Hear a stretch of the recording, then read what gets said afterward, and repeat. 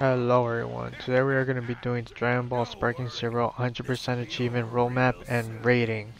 So straight out the back it has 50 achievements, and when I purchased the game I didn't get the season pass, no early access, no deluxe edition, and no ultimate edition. I just got the pre-order bonus that just gives you the skin. So we're going to be rating this from multiplayer, story, grind, difficulty, and fun. And again, this is all subjective. What I find fun may not be what you guys find fun. What I find easy or difficult may not be what you guys find easy and difficult. I am just a casual gamer, so I only do have time to play this right after work, and I'm not sweating or tryharding. So the first thing you want to focus on is the multiplayer. This is because it is limited and I don't mean as it's going to be shut down or anything. I mean as the longer you wait to do the multiplayer, the harder it is that you're going to find players to play with. You're going to have to, let's say you got the game like a year later, no one's playing this game, then you're going to have to find a friend or look in forums to see if anybody will help you get the multiplayer achievements. So, a rule of thumb, whenever you get a game, just do the multiplayer first. And that's kind of a problem with Sparking Zero, because you have to fight 100 players. You don't have to win, you just have to fight 100 matches to get one of the achievements, and that's already kind of a grind. Luckily for me, when I got the game, it was still fresh and it was still new. Me and some buddies were playing the game, and naturally I advanced toward this achievement. So when I realized I had to get 100, I think I was at 30 or 40, 40 online battles had to play. After the after that, I started just grinding the multiplayer battles. So again, you have to get 100, and it didn't take me that long. I think it took me like an hour, maybe an hour and a half to complete the rest of what I need. So, and people are always online. When I did it, I would just leave my controller on, and everybody else would beat the shit out of me, and they will always rematch because they're getting an easy W, an easy win, and it made it go a lot faster. I would just keep pressing A for rematch, and everybody would accept it. Um, I heard that 90% of the players drop off from Dragon Ball Z Sparking, so you know, trying to find a few people to do the 100 matches might be a little tough now. But keep on trying. Definitely do rank. That's the one I did, rank singles, and I just picked Mr. Satan and just kept getting beat. Like I wouldn't move or anything. I would just keep getting destroyed by the three players you find, which is always Super Saiyan 4 Gogeta, Ultra Instinct Goku, Jiren. So they do a lot of damage, so you'll probably move and die a lot faster. I mean, if you want to fight and give it a good try, that's up to you, but I was just trying to get through it because 100 online matches is hard. Now, a lot of people maybe got this pretty naturally just by playing with their friends or just by playing online. But Dragon Ball Z is not a competitive online game, or at least I don't think it's that well balanced to be it. So maybe that's why the player drop off, but definitely focus on the multiplayer achievements. There's only two, which isn't bad. The Connect the Rivals, which is the 100 online battles, and then you got the Encounter New Rivals, which is just the three battles you would do naturally. You'll get that one as you get the Connect the Rivals. And with that, that is going to be, if you do complete this, that is going to be two achievements um, out of 50.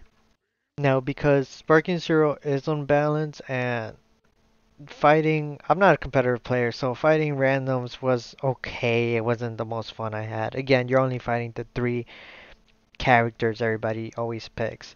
You definitely have more fun playing with friends. So I'll give the multiplayer a 5 out of 10 just because, like I said, you have more fun playing with friends. If you're just doing it for the achievement, then it's whatever. But if you have a few buddies to fight with and you start shit talking, that's that's pretty much the fun of it.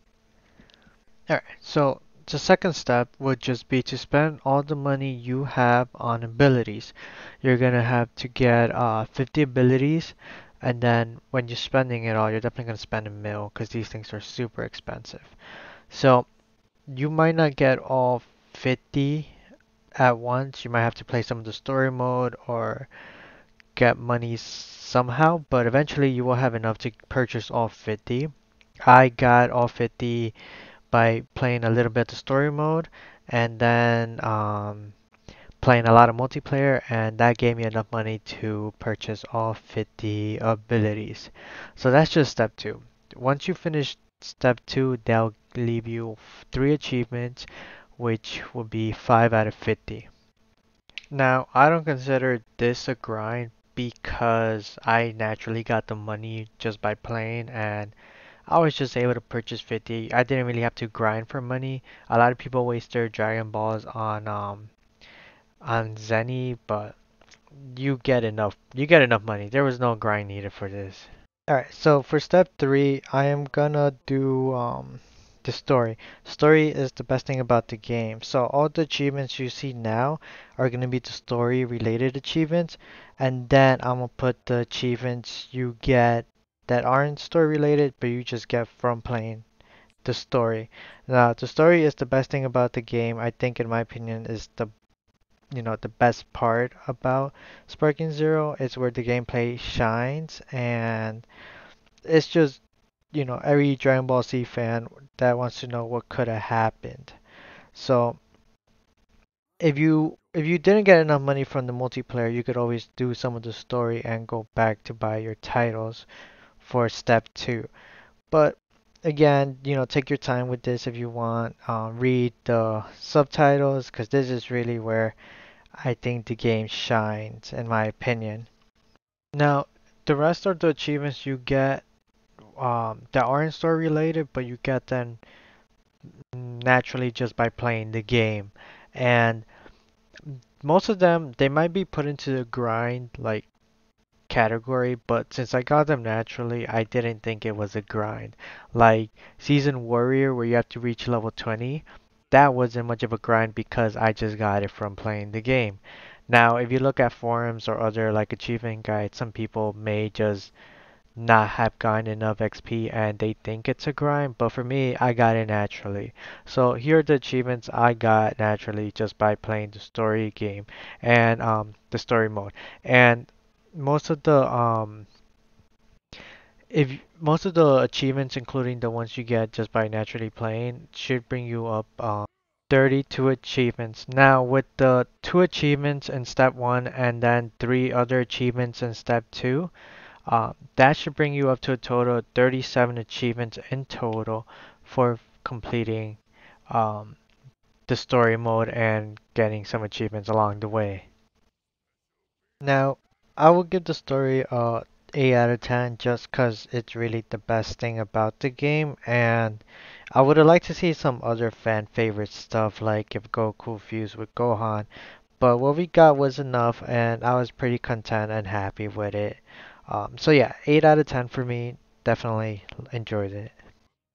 So now the rest of the achievements we are gonna get, I consider them a grind just 'cause at this point of the game I was like pretty much, I want to say at my limit, but I was like, all right, I got most of it. Now let's see what else is there.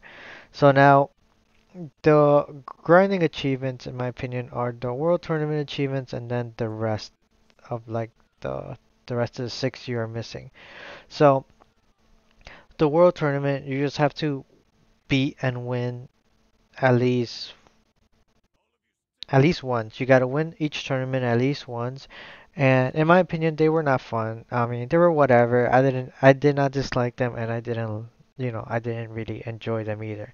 So I was neutral about it. I didn't mind, which is why I consider it a grind, because I feel like if I didn't have to do the achievement, then I would have never played any of the world tournaments.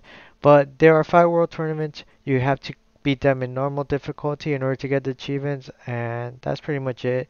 It didn't take too long, but it's definitely not something I wanted to do. So there are 5 tournaments and each of them give you one achievement, so you'll have 5 in total. With that, you will come to 42 achievements in total. They weren't too bad, they weren't difficult, they were whatever. So the dream battle, I didn't know what the hell this was. I had to look it up, and it falls under the grind category because I did not want to do this. I wouldn't have done it unless I had to. So it's not like I didn't have fun. Some of them were cool, some of them were whatever. But again, didn't want to do it, and only had to do it. If you complete this, then you'll be at 43 achievements. A flair for fighting and faded confrontation. These two, you could complete them at the same time.